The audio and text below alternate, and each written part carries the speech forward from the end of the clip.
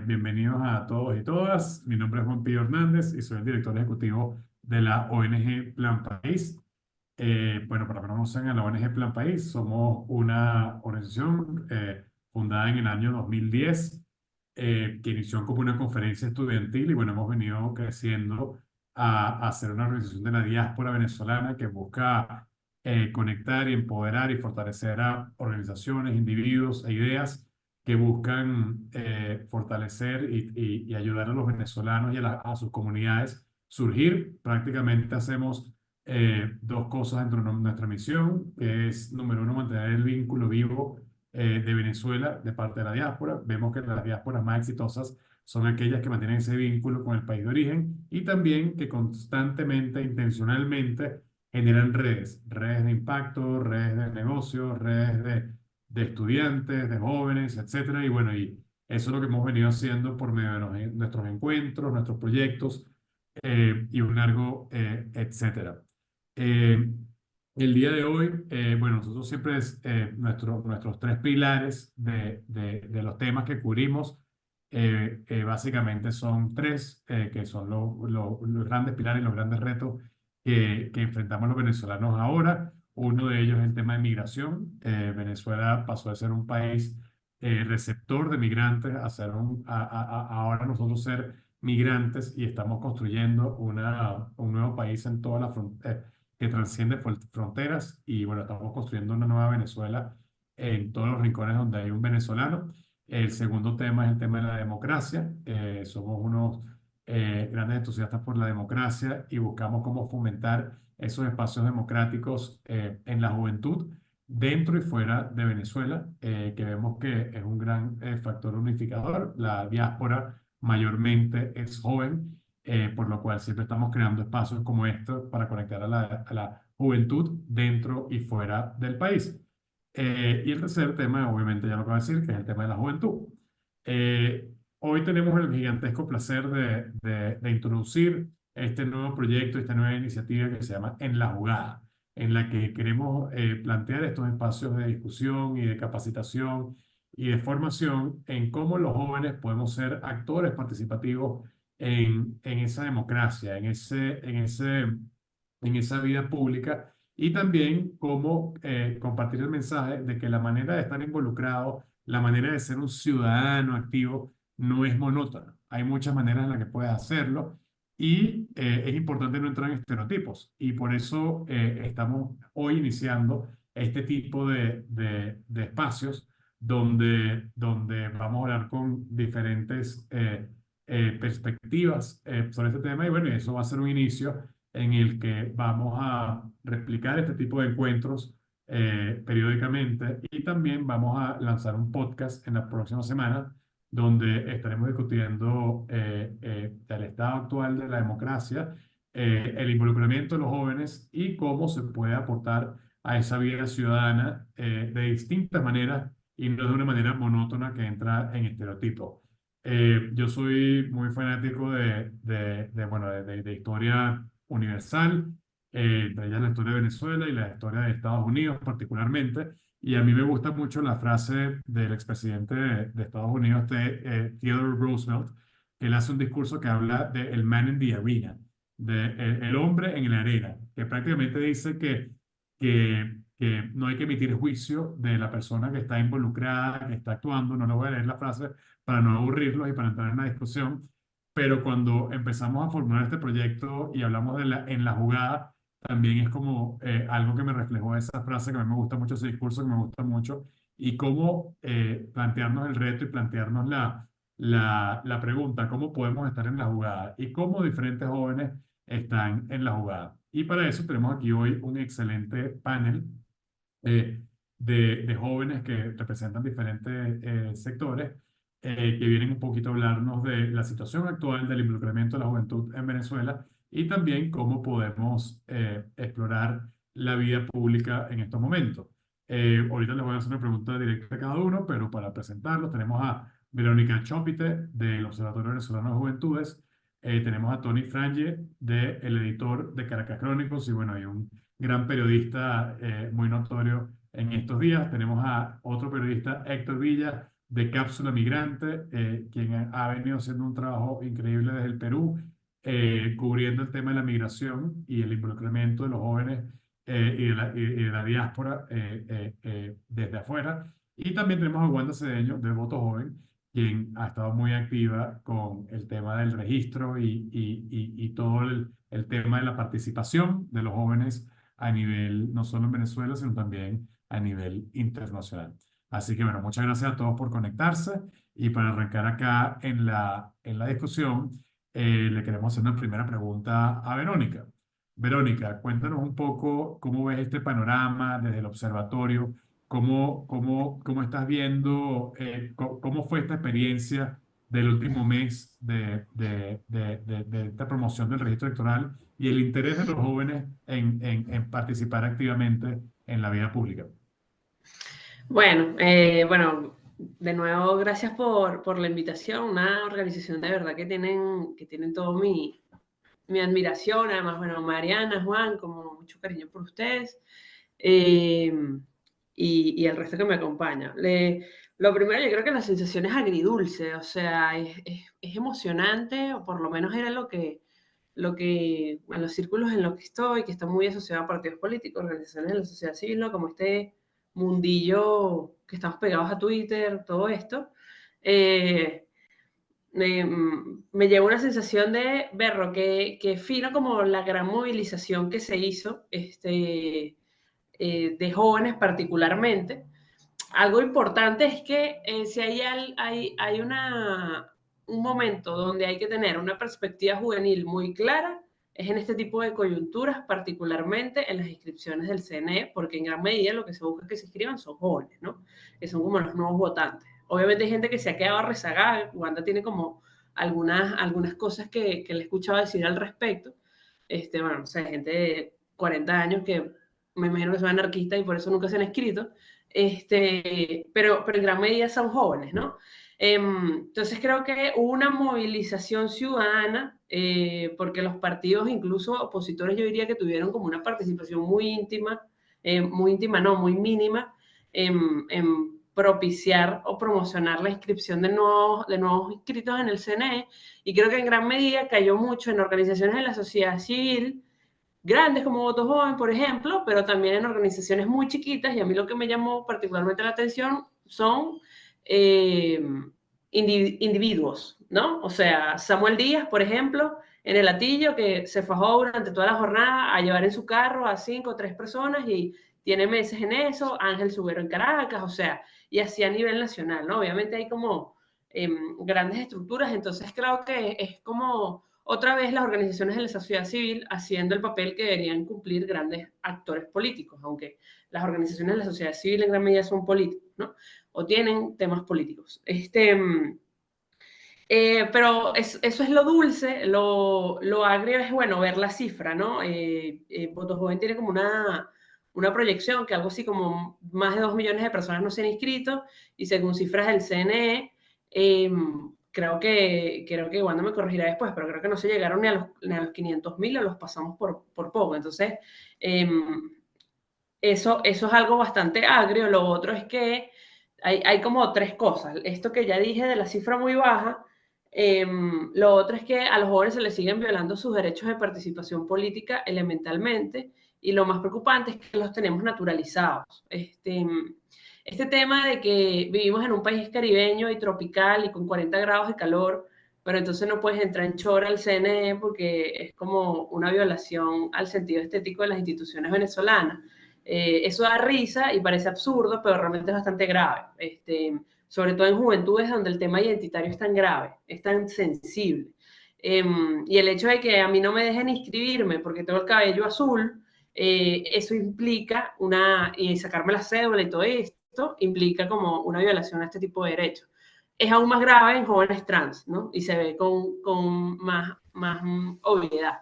Entonces eso es bastante grave, como el montón de trabas que no solo son estéticas, sino la ralentización de, bueno, es que no hay máquinas, es que se cayó el sistema, es que nos fuimos a almorzar, solo funcionamos 2 horas al día, además los puntos itinerantes eran como puntos clandestinos que había que cazarlos. Eso, y lo tercero, que bueno, creo que comunicacionalmente nosotras desde el observatorio somos muy críticas ante esto, y si ven como muchas de nuestras intervenciones tenemos ya rato diciéndolo, es que hay una lógica muy adultocéntrica en este tipo de campañas, porque no salen de un lugar común. Y eso se vio en esta campaña comunicacional de la idea de, epa, chamo, epa, mi pana. Y es como, bueno, pero ya va, o sea, efectivamente hay un argot particular de las juventudes y el chamo, nosotros hicimos unos estudios sobre identidades venezolanas, es una palabra que identifica mucho al venezolano, e incluso los que están en el exterior, y lo entiendo, pero sí hay como ideas muy de primera capa, ¿no? Este, Además, notamos una lógica que otra vez se alimenta del adultocentrismo, de infantilizar a los jóvenes, ¿no? Y bueno, es la idea de vamos a hacerlo a través de un videojuego y bueno, tal, eso está cool, pero esto es un problema complejo que tiene muchas capas, y que sobre todo, y esta es una crítica personal, mi gran crítica con este tipo de campañas, es que solo se quedan en inscríbete y vota. Y es como, bueno, claro, eso es importante, más aún en esta coyuntura donde otra vez estamos en el año de que este sí es el año, de que esto es definitorio, que si no nos vamos todo el país, eso está claro, pero creo que hace falta como una construcción de no es solo para que votes, es para que participes. O sea, y la forma de participar no es solo votando, o sea, ¿cómo hacemos?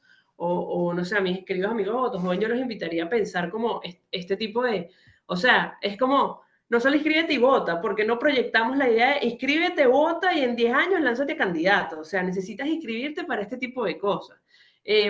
Inscríbete, vota y sé testigo. O sea, como todo el proceso de defensa del voto tiene que estar en torno a la narrativa. Y claro, es muy complejo, ¿no? Creo que Tony tiene como un poquito más comido estas estrategias comunicacionales, expresar como todo esto en un tweet, en algo tan chiquito, pero sí creo que las campañas comunicacionales sobre la inscripción se quedaron muy en lugar común, ¿no? Muy como que si estuviésemos en el 2010, cuando esto en gran medida pareciera que es una carrera existencial para todos, más aún para los jóvenes.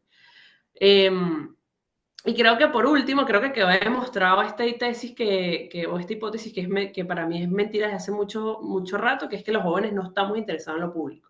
Es como, si estamos interesados, lo que pasa es que no tenemos medios para participar de forma libre, segura, y sí que, bueno, nos persigan o lo que sea. Entonces, esas cuatro ideas les dejo ahí.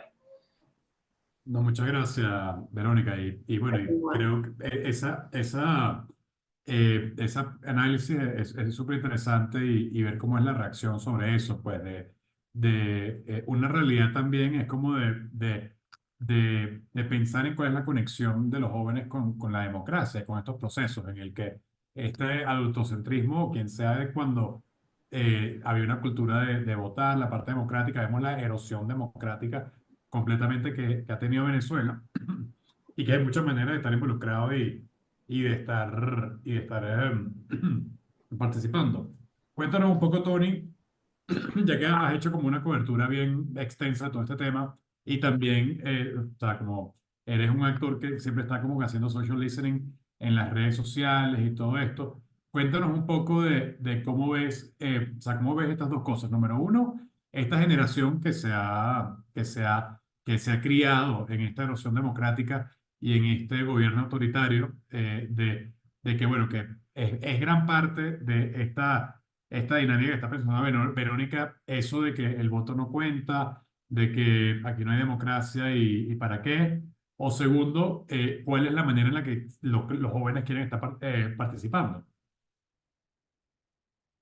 Chévere, gracias Juan Pío. Bueno, yo lo primero que quisiera decir con el tema generacional es que a mí me parece que a pesar de lo que ha sucedido en los últimos años en Venezuela, tenemos una juventud, como bien dice Verónica, que tiene por lo menos sectores sumamente activos a nivel de política y activismo.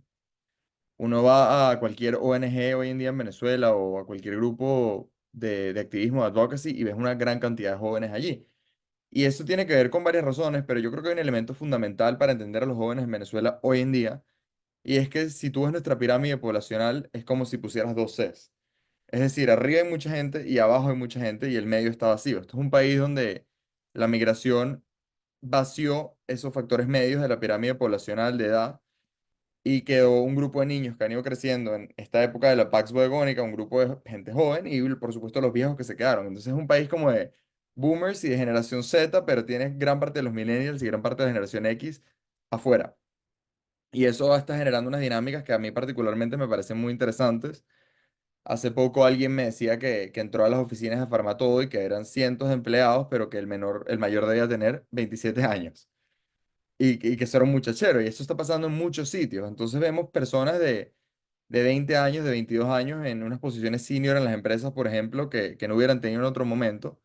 Y es porque es esa generación que se quedó, que estaba más joven en los peores momentos de migración y que ahora están asumiendo posiciones o llenando espacios que en otros momentos hubieran sido tomados por gente más senior o de mayor edad que ellos. Entonces creo que obviamente los jóvenes sin duda tienen un rol particularmente pesado cuando vemos esa pirámide poblacional que es típica país posguerra, aunque aquí no haya habido una guerra. En las guerras mandan a cierta edad a pelear, cierta generación a pelear, esa gente muere en las batallas y queda un país de niños y abuelos. Y es más o menos lo que pasó aquí. Recuerdo hace un año que More Consulting hizo una encuesta y encontró que los porcentajes de quienes querían irse y quienes querían quedarse se habían invertido desde el 2014 entre los jóvenes.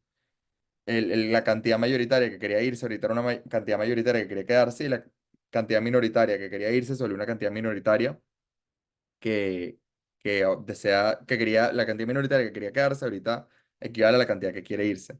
Entonces es un país donde se están quedando muchos jóvenes, donde ahorita hay una población joven que yo creo que, de nuevo, pueden ir a otra oleada migratoria después de las elecciones si en efecto se consolida el sistema en ese proceso, pero que tienen un peso importante. Y yo creo que esa generación joven, aunque se ha dicho mucho que es una generación apática, que está desentendida de la política, creo que eso es una caricaturización porque los jóvenes han sido en Venezuela un factor de protesta y de activismo importantísimo desde la generación del 2007.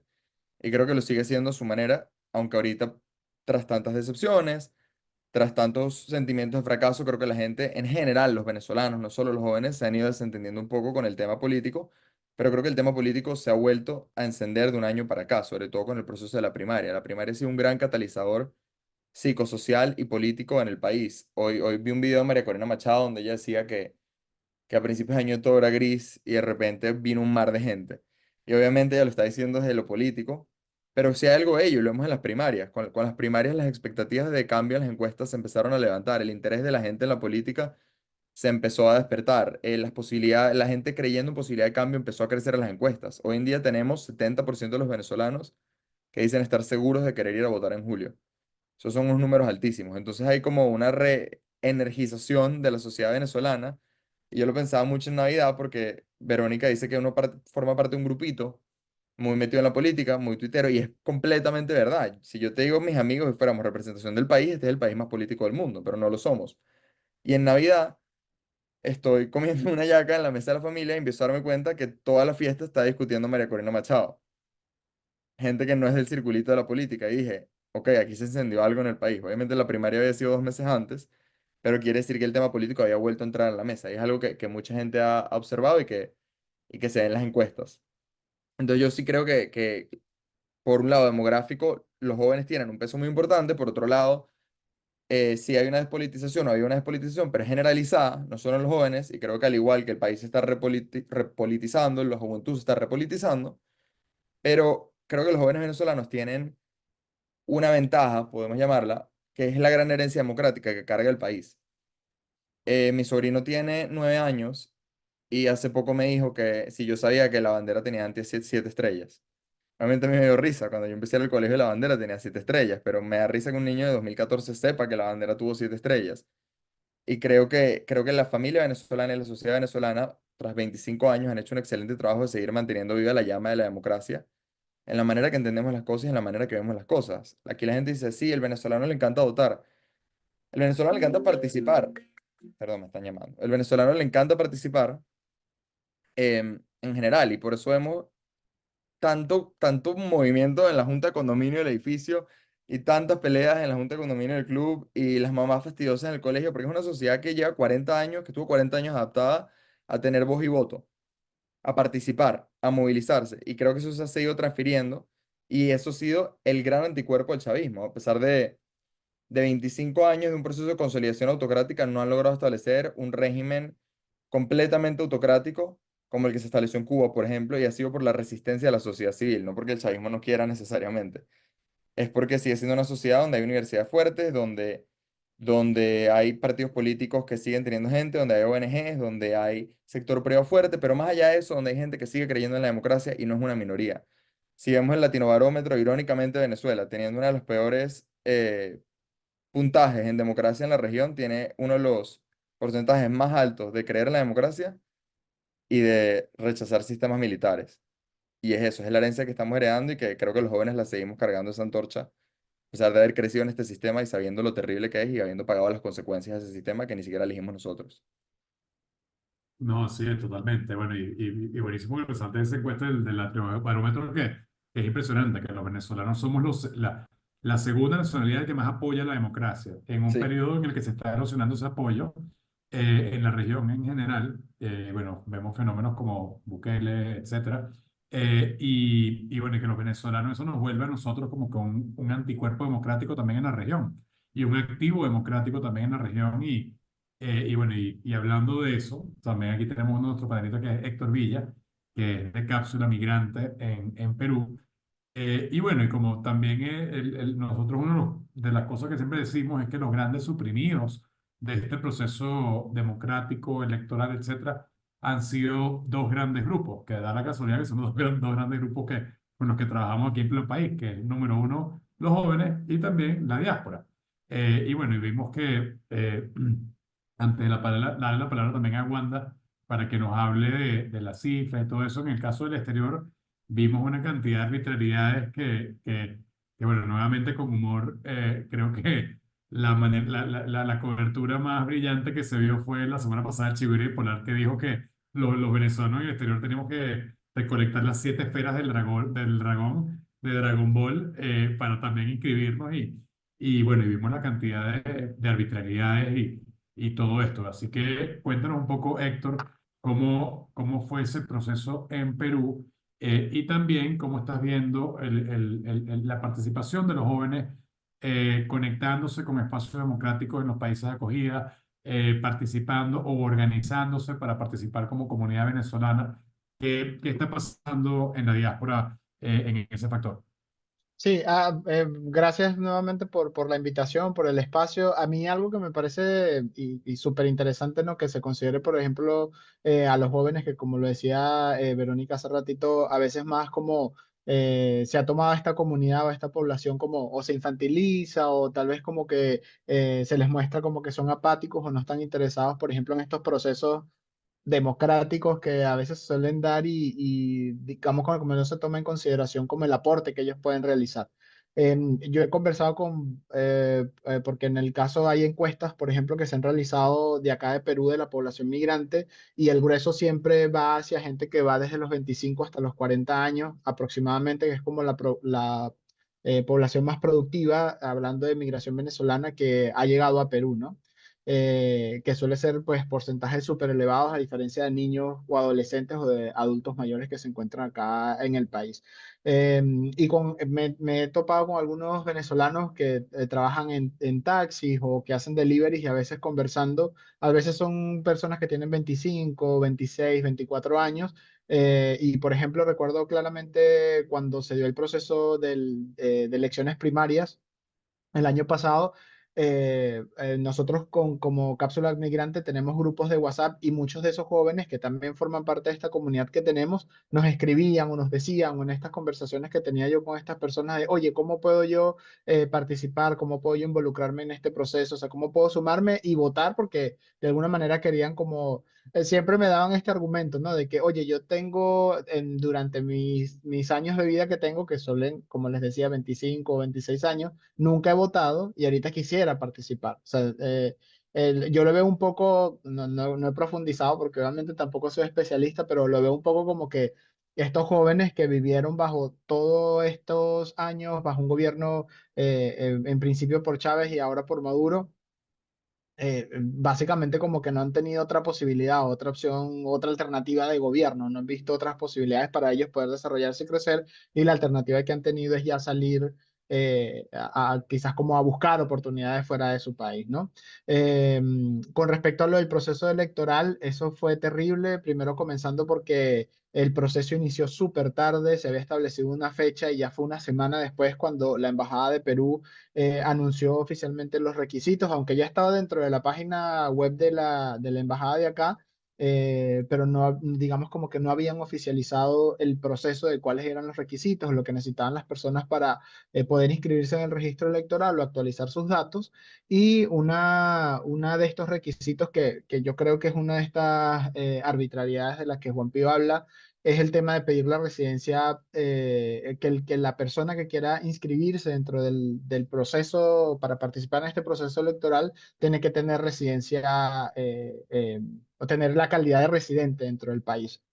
Probablemente pueda sonar como que, bueno, eso es sencillo o es fácil, pero si lo vemos en perspectiva, por ejemplo, en Perú se estima que hay como 1.500.000 venezolanos aproximadamente y solo como 1.500 personas son las que están habilitadas, que tienen esta residencia permanente y que pueden votar. O sea, comparando los números, de verdad que es una cantidad súper mínima y este montón de venezolanos que tienen, digamos, como las ganas, los jóvenes que quieren sumarse y participar en el proceso, pues no lo van a poder hacer por esto. Ahora, digamos como que la problemática... No es que quiero culpar al gobierno peruano, porque es parte de su política, lo que ellos han establecido como para poder brindar una residencia permanente a cualquier migrante, pero a los venezolanos específicamente se les ha otorgado la calidad migratoria especial.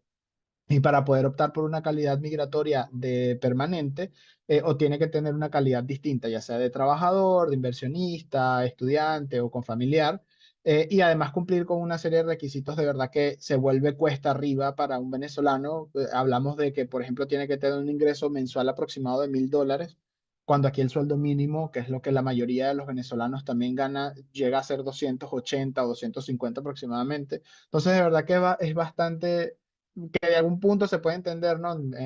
Sabiendo que este gobierno de Venezuela tiene como un poco el control dentro del Consejo Nacional Electoral y tal vez no es que va a flexibilizar las medidas para que las personas, además que obviamente no le interesaría mucho que las personas en el exterior puedan sumarse a este proceso y finalmente votar. Pero algo que me entusiasma muchísimo es que pese a estas barreras que la comunidad migrante puede encontrar, he conocido, he tenido la oportunidad de conversar también con jóvenes que están acá en Perú, que siguen haciendo activismo, que están promoviendo, por ejemplo, diversos espacios donde las personas puedan hacer sus denuncias o puedan también llegar a hacer y hacer sus aportes desde cada lugar en el que se encuentran estos jóvenes y sumar, ¿no? a la mayor cantidad de, en general, migrantes venezolanos que están ahora fuera del país para como hacer este llamado de atención, de incentivar, por ejemplo, igual lo hemos hecho desde Cápsula Migrante, eh, con esta alternativa desde nuestros grupos, poder invitar a personas y hacer este llamado de que tal vez nosotros desde acá de Perú no nos podamos inscribir en el registro, pero tenemos familias todavía en Venezuela que probablemente no han hecho su actualización o como lo decía Tony, hay jóvenes que probablemente igual quedaron allí que no han cumplido todavía con su registro y desde estos espacios podemos como hacer ese llamado para que ellos puedan tomar igual también la iniciativa y conversar con ellos y también darles la información para que finalmente puedan registrarse, actualizar sus datos y finalmente ejercer su derecho al voto en las próximas elecciones. Muchas gracias, muchas gracias. Bueno, sí, totalmente. Y bueno, el tema de la residencia en el exterior fue una arbitrariedad y un abuso completamente o sea, contrario a la LOPRE. O sea, el artículo 124 de la LOPRE habla que todo venezolano residente o con permanencia legal en el país de acogida puede registrarse. Y bueno, en dos países, en particular en Chile y en Colombia, la diáspora venezolana le pidió a la institucionalidad de ese país que definiera permanencia legal y con todo eso no aceptaron a los residentes temporales. Pero bueno, muchas gracias por esa perspectiva desde la diáspora y esa conexión que tiene que haber, no solo los jóvenes creando espacios democráticos y de participativos en la ciudad donde están, pero también cómo conectarnos con los jóvenes en Venezuela y bueno, y también de conectarnos en esa causa, pues en el que ahorita es el llamado de que, bueno, los jóvenes en Venezuela a ustedes nada más le pedían una cédula y ir a alguno de estos centros, ahora como que vamos a seguir participando, que no es solo, es como dice Verónica, el proceso democrático va más allá de registrarte y votar, nada más. Hay mucho más que eso. Wanda, hablando de el proceso de registro, del involucramiento de los jóvenes, cuéntanos un poco lo que ha sido el trabajo de ahí de Voto Joven y cómo reaccionas un poco a los comentarios que se ha recibido de todas las campañas para incentivar la participación y bueno, si no es monótono, ¿de qué otra manera ves a los jóvenes participando desde tu espacio? Muchísimas gracias, Juan. Bueno, la verdad es que estoy encantada de estar por acá compartiendo con ustedes y sobre todo compartiendo con un panel tan increíble, con análisis, bueno, tan profundos, pero además tan necesarios en este momento del país. Yo quiero comenzar comentando que en efecto en Venezuela la posibilidad de que los jóvenes venezolanos se inscribieran contó con grandes obstáculos, no tan grandes quizás como en el exterior, pero sin duda sí presenciamos ciertas irregularidades en el marco del proceso relacionadas justamente con la falta de información en torno al registro electoral como primer punto. El Consejo Nacional Electoral, aunque mencionó como uno de sus hitos más importantes dentro del proceso electoral presidenciales 2024, una campaña comunicacional de más de 120 días, la verdad es que hasta ahora ni siquiera ha desplegado una en torno al registro electoral. El registro cerró y no hubo ningún mensaje institucional que incentivara la participación de los nuevos votantes, pero por igual de las personas que necesitaban actualizar sus datos. Luego es necesario señalar que justamente la desinformación reinó en ese sentido. Tuvimos información sobre la ubicación de los puntos fijos, que además fueron cambiados a lo largo del paso de las semanas de la jornada, pero luego pues no se tuvo información sobre los puntos móviles o itinerantes, por lo cual efectivamente, aún cerrada la jornada, seguimos sin saber cuántos puntos móviles hubo disponibles, en dónde se ubicaron y si estos puntos móviles efectivamente estuvieron a disposición de todos los votantes como establece la ley o si estuvieron a disposición únicamente de una iniciativa política.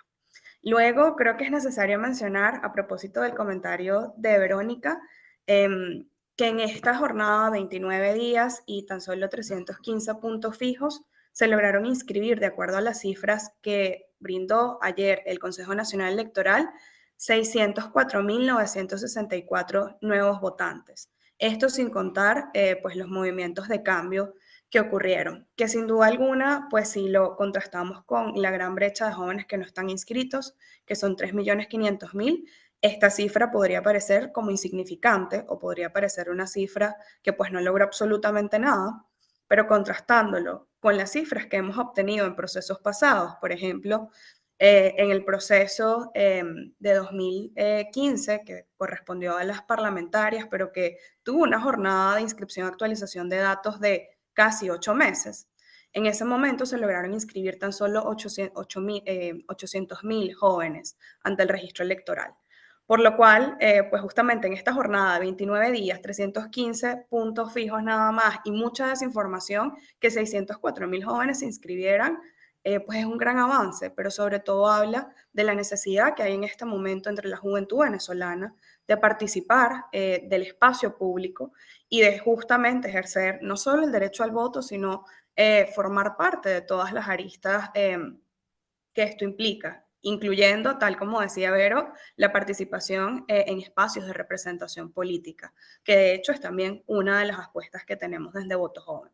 Hablando un poco de nuestra experiencia, pues nosotros nos dedicamos básicamente a movilizar y a informar a los jóvenes sobre el proceso de inscripción y actualización de datos, contando pues todo el esfuerzo que llevamos desde el último trimestre de 2023 hasta esta jornada especial de inscripción y actualización de datos. Nosotros registramos más de 5.000 jóvenes y ayudamos a que se inscribieran. Esto nuevamente, si lo contrastamos con la brecha, puede parecer muy poco, pero en un escenario en el que la regla es justamente la obstaculización de los jóvenes, pues es muy valioso que podamos tener la oportunidad de inscribir a estas personas. Luego, creo que es necesario señalar que algo que nos llamó la atención, tal como decía también Vero, pero que otros de los panelistas mencionaron en sus comentarios, fue de alguna forma el ímpetu ciudadano de buscar la información, pero además también como activistas que no tienen nada que ver con el mundo electoral, tomaron esta tarea como suya y decidieron justamente abonar a este espacio. Creo que llegó un punto en el que los jóvenes estaban sobresaturados más bien del registro electoral, sobre todo hacia el final de la jornada, porque todos estábamos hablando de eso. Y fue muy lindo ver cómo organizaciones de la sociedad civil, pero también activistas políticos nos uníamos por una misma causa. Pero además demuestra cómo la democracia nos sigue moviendo y nos sigue unificando hacia un mismo fin, que no es otro que pues tener elecciones libres, justas, en las que efectivamente podamos participar, elegir, pero que nos puedan llevar hacia un camino de transición democrática. Por último, y cierro un poco con esto, pues efectivamente aún queda mucho trabajo por hacer. Muchas personas creen que todo el proceso del registro acabó el 16 y que ya no hay absolutamente más nada que hablar al respecto. Y la verdad es que no, el proceso del registro sigue andando porque todavía nos queda verificar que esas personas que se movilizaron para inscribirse efectivamente aparezcan ante el registro electoral. El 29 de abril, el Consejo Nacional Electoral, de acuerdo al cronograma publicado, debería estar pues anunciando el registro preliminar de este proceso electoral. En ese momento, las personas que se inscribieron deberían entrar a la página del Consejo Nacional Electoral y verificar que efectivamente su inscripción aparezca reflejada o el movimiento que hayan hecho respectivo a alguna actualización o cambio. Si esto no es así, entonces implica que deben generar una impugnación ante el registro electoral y tienen tan solo 15 días para hacerlo. Esta fase es muy importante, principalmente porque es lo que permite traquear si efectivamente esas 604.000 personas jóvenes que se inscribieron efectivamente aparecen como votantes dentro de la base de datos y van efectivamente a poder ejercer el derecho al sufragio, por lo cual aún queda por lo menos camino por andar con el tema del registro, pero también con el tema de las condiciones electorales, que aun cuando no tenemos las condiciones más óptimas y sin duda algunas son significativamente menores a las de 2021, pues sigue habiendo una gran posibilidad para que la comunidad internacional abone al mejoramiento de estas condiciones electorales y nos permitan justamente tener las elecciones que estamos esperando. Que estamos claros que capaz no van a ser las elecciones perfectas, pero son elecciones que por lo menos cumplan con estándares internacionales de derechos humanos. Entonces, bueno, lo dejo hasta acá y quedo igual pendiente de otros comentarios. Total, total. Bueno, muchas gracias. Y bueno, la invitación aquí a todo el mundo es que hagan preguntas en el chat. Y bueno, y ahorita vamos a pasar a hacer unas preguntas, darle chance a hacer preguntas a la audiencia. Y bueno, definitivamente, como bien mencionan todos los ponentes y particularmente Tony, este proceso de las primarias ha levantado como que un hambre de vivir la democracia, de querer participar y ahorita estamos como en esta pesadilla de que, oye, a ver qué candidato es cómo vamos a poder participar y todo esto, pero bueno, sabemos que el proceso de recuperar la democracia va más allá de este proceso hasta el 28 de julio. Es un proceso que es largo en el que ustedes bien mencionan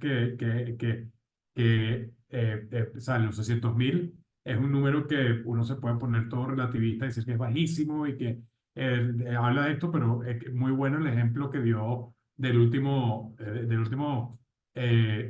proceso de registro que mencionó Wanda, porque también tenemos que, esto fue algo que fue adrede. Teníamos Semana Santa de por medio, teníamos una cantidad de retos de desinformación y los puntos que hay que tomar en cuenta también de que es algo muy, muy cuesta arriba. Pero una pregunta que les tengo, o sea, como que a todos, es de que, bueno, sabemos que hay un interés y hay un hambre de participar. Este proceso de las primarias levanta ese interés de tener mi perspectiva, discutir mis candidatos, mi candidata, y también ver quién puede ser un potencial candidato en un futuro para algún rol, pero ven otra manera, otro formato en el que los jóvenes están participando. En vía como que viendo la sociedad civil y estos espacios, ¿cómo lo ves tú, Verónica? O sea, además de la parte pública y la parte política, ¿cómo tú ves que los jóvenes están participando de manera ciudadana en el día a día y en este proceso de recuperar la democracia? Bueno, sí, yo veo, para mí, y esto puede ser que estoy hablando desde un sesgo, porque, bueno, por mi entorno, por mis gustos, por mis intereses, pero yo siento que las áreas culturales en las juventudes están teniendo mucha fuerza en Venezuela.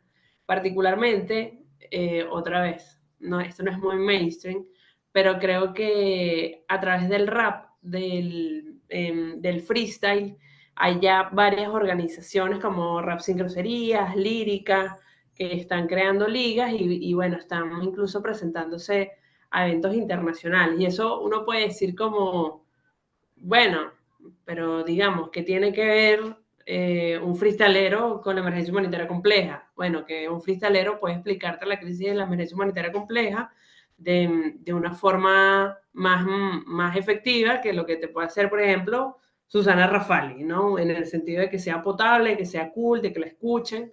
Eh, Justamente Cultura Lírica se lanzó una invitación a la inscripción del CNE con, con un freestyle, ¿no? Con Rande One.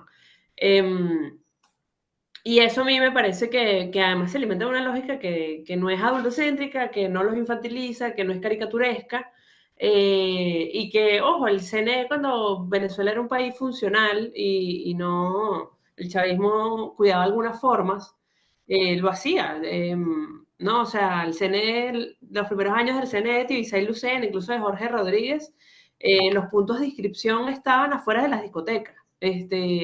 Y uno de sus promotores fue nuestro cacique, Edgar, ¿cómo es que es el actor este famoso venezolano, el que hizo cacique de Cosita Rica, se me fue el nombre? Ramírez, Eh, Edgar Ramírez. Edgar Ramírez, Edgar Ramírez. Entonces, bueno, eso para mí, o sea, creo que lo cultural y también se ha vuelto como un nicho de expresión no demasiado frontal para los jóvenes, o sea, ya es nuestro cacique, claro. Ya es a través del arte que ahí están, bueno, dije los freestaleros, pero también están los humoristas y vemos gente como Ricardo del Búfalo, como Carlos Yelambi, como que tiene un contenido muy social y entre chiste y chiste también son dispositivos que hacen memoria. Y obviamente el arte gráfico también lo hace, ¿no? Entonces creo que ahí eso es, y justamente Voto Joven también ha entendido esto, y muchos de sus foros invitan a basura, ¿no? Entonces creo que es un nicho ahí a estudiarlo, pero creo que hay que quitarse mucho la lógica adultocéntrica de, ay, estos chamitos que están rapeando, por ejemplo, y ya, o que están echando chistes y ya. O sea, es también entender nuestra lógica caribeña de decir, mira, hay otro medio para hablar de esto y para sensibilizarlo, que no sea a través de entregarte un panfleto y con un megáfono. Claro. Yo creo que es interesante porque también hace bien lo público, lo cultural también es público y también es político. Claro, y la parte cultural es donde es el gran unificador de nuestra sociedad dentro y fuera de Venezuela. Hemos visto que en la diáspora también el fenómeno cultural ha sido como que quien une las comunidades y también donde se están dando muchas conexiones con los países de acogida y también como que muchos llamados en cuanto al respeto a los derechos de los migrantes. Tony, ahí hace una pregunta en el chat de comparando el momento de ahora con el del 2007, en el que la juventud fue clave para parar la reforma constituyente. Tú ves un movimiento estudiantil surgiendo en ese molde para las elecciones del 2024 y además de eso, ¿qué otra manera ves que los jóvenes se están involucrando? Ok, bueno, lo primero es que yo creo que si analizamos el movimiento del 2007, el movimiento estudiantil, se enmarca en un conflicto o en una disyuntiva social en el país sobre una constitución que iba a afectar muchísimo la manera de vivir de los venezolanos, sobre una reforma de constitución. Y creo que por eso vimos una activación de un sector importantísimo de la sociedad civil, que es el estudiantado, que se movilizó en defensa de los valores republicanos y liberales de la constitución para que no se cambiaran por unos valores que en ese momento fueron descritos como más socialistas o más cercanos a un modelo cubano, que era lo que planteaba la reforma del 2007. Creo que no estamos viendo una coyuntura de esa forma hoy en día, no es necesariamente una movilización meramente ciudadana, sino más bien pareciera ser un proceso muy político, ligado precisamente a un cambio de liderazgo político, tanto dentro de la oposición como un posible cambio a nivel de gobernanza en el país, que está en gran medida catalizado por el liderazgo de María Corina Machado en estos momentos, más que un movimiento en sí más allá de la persona. De hecho, si vemos las últimas encuestas de More Consulting, vemos que el porcentaje de votación o los posibles resultados electorales cambiarían drásticamente en base a si María Corina Machado le levanta la mano o no al candidato, sea quien sea. Entonces creo que ahora no estamos viendo esta situación de la mano de un movimiento social necesariamente, sino de la mano de un movimiento político liderado por alguien. Sin embargo, sí creo que el elemento social es importantísimo allí, sobre todo a nivel de organización, desde el plan 600K, de tener 600 testigos de mesa, 600.000 testigos de mesa, hasta los famosos comanditos que se han estado creando por la oposición en diferentes lugares del país, que son como estos movimientos, estos comandos grassroots autoorganizados en distintas comunidades, pero creo que es algo que trasciende un sector, como en este caso fue el sector estudiantil, y que trasciende sin duda una generación, y de nuevo que está, o se espera que esté ligado a un liderazgo político que le esté liderando en un contexto electoral presidencial, que es muy distinto al contexto de una reforma constitucional, que además pega directamente en la vida de la gente o se relaciona de una manera más personal con los ciudadanos. Bueno, eso en cuanto a la primera pregunta. Y en cuanto a la segunda que haces, la participación de la juventud más allá de la política o de el activismo. Mira, yo creo, y puede sonar cursi, que una de las formas que los venezolanos hacen más resistencia es seguir haciendo vida en Venezuela. Y con seguir haciendo vida no hablo meramente de vivir acá, hablo de seguir trabajando acá, de seguir dando clases aquí, de seguir trabajando en proyectos aquí, y es algo que incluye a las ONGs, incluye el activismo, incluye a los partidos políticos, pero también incluye a las academias y al sector privado. Y para mí eso es una forma de participación sumamente importante, que como hablaba en mi primera participación hace un rato, es parte de esos anticuerpos de la sociedad civil venezolana.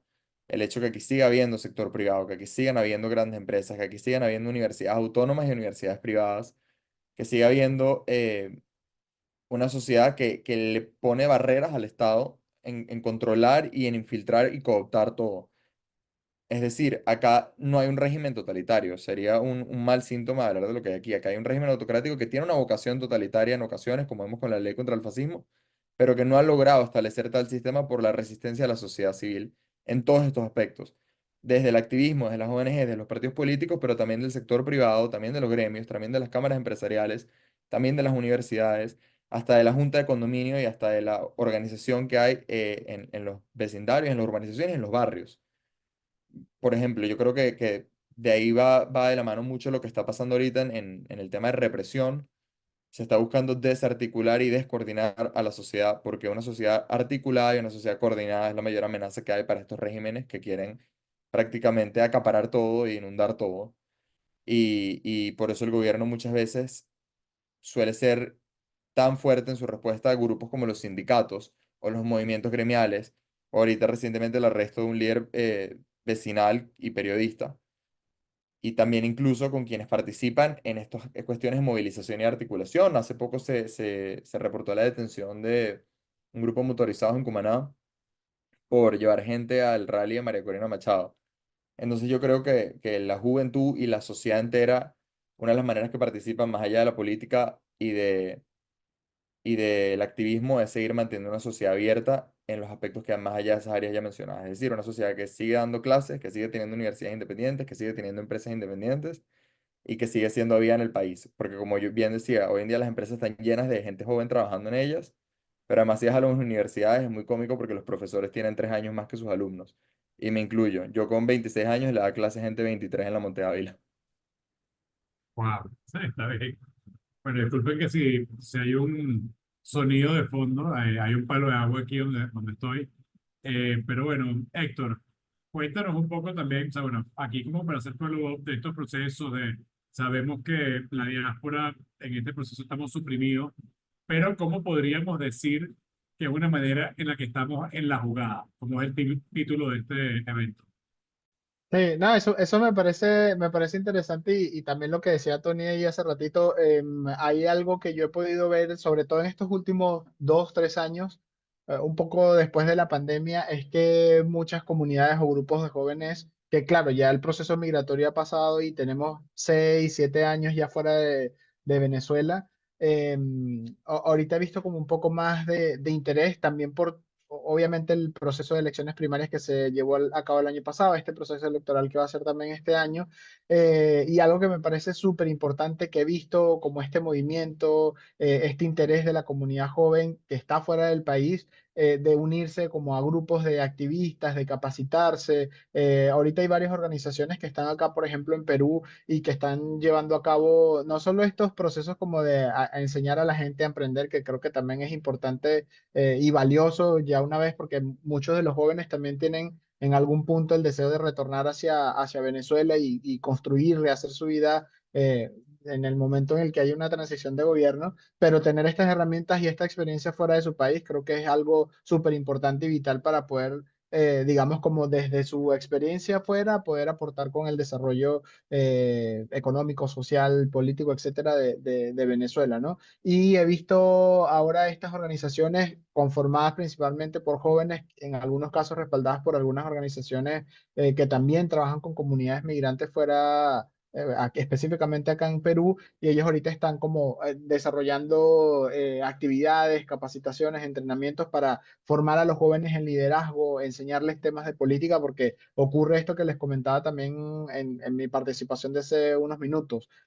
Son jóvenes que han salido de Venezuela, han visto siempre esta perspectiva más de gobierno o chavista, madurista, y no tienen o no han tenido, digamos, como otra visión o la experiencia de otro tipo de gobierno, otro tipo de forma de hacer vida política, social, ¿no? Entonces, eso me parece relevante que ahora se estén dando estos escenarios, que estén ocurriendo estas cosas fuera del país, porque creo que eso puede dar también una perspectiva bien interesante a los jóvenes, ¿no? De cómo pueden construir y cómo pueden hacer su aporte estando desde lejos de su propia patria, y que yo creo que eso, o sea, que se mantengan este tipo de actividades, que se desarrolle y que más comunidad joven se pueda involucrar, me parece que es súper importante y bueno, creo que es una manera valiosa de mantenerse también por ahí en la jugada.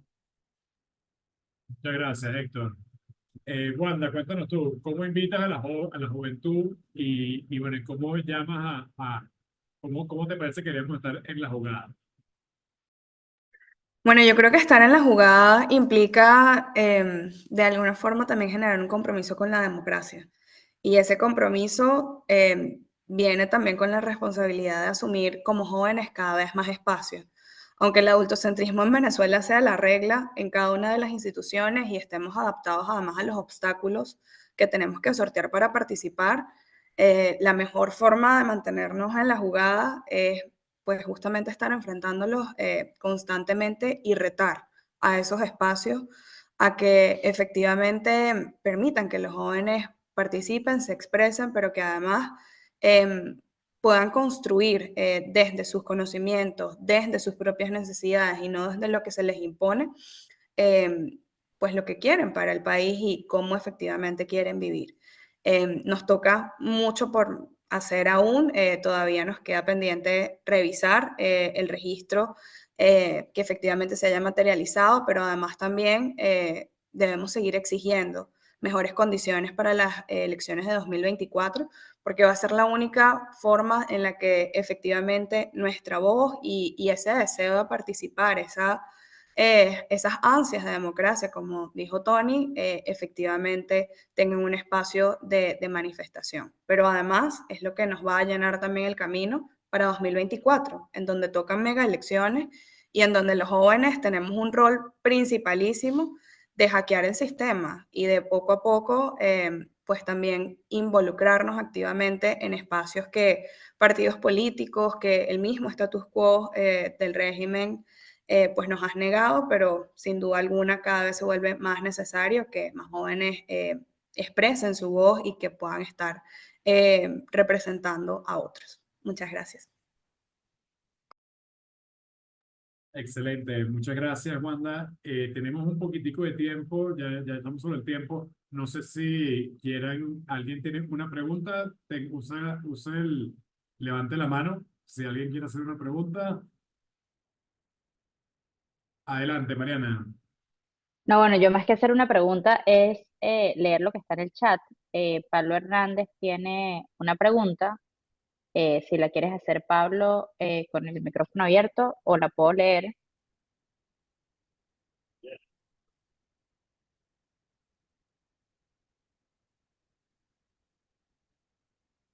¿Qué dices? Sí, es un comentario Bueno, es un comentario. compartiendo de este libro de Democracy and Migration. Y bueno, o sea, como las remesas ayudan a undermine a los dictadores. Y bueno, definitivamente también vemos que hay una gran correlación entre la migración y la democracia. Bueno, aquí nuestro colega Carlos Carrasco y bueno, yo el año pasado escribimos un artículo y bueno, y hemos cubierto mucho ese tema de cómo la migración es un respaldarazo a la democracia, ya que ¿a dónde están yendo los migrantes? No están yendo a Nicaragua, no están yendo a Cuba, no están yendo a China, a Rusia, están yendo a democracias, por más que sean imperfectas, pero bueno, pero es algo que definitivamente lo vamos a estar explorando en este espacio de la jugada. Así que bueno, para cerrar, hacer una actividad bastante improvisada que se me acaba de ocurrir, le quiero preguntar a cada uno de los ponentes, eh, en una oración, ¿cómo invitan a estar en la jugada? Para romper el hielo, Verónica. Eh, Berro, creo que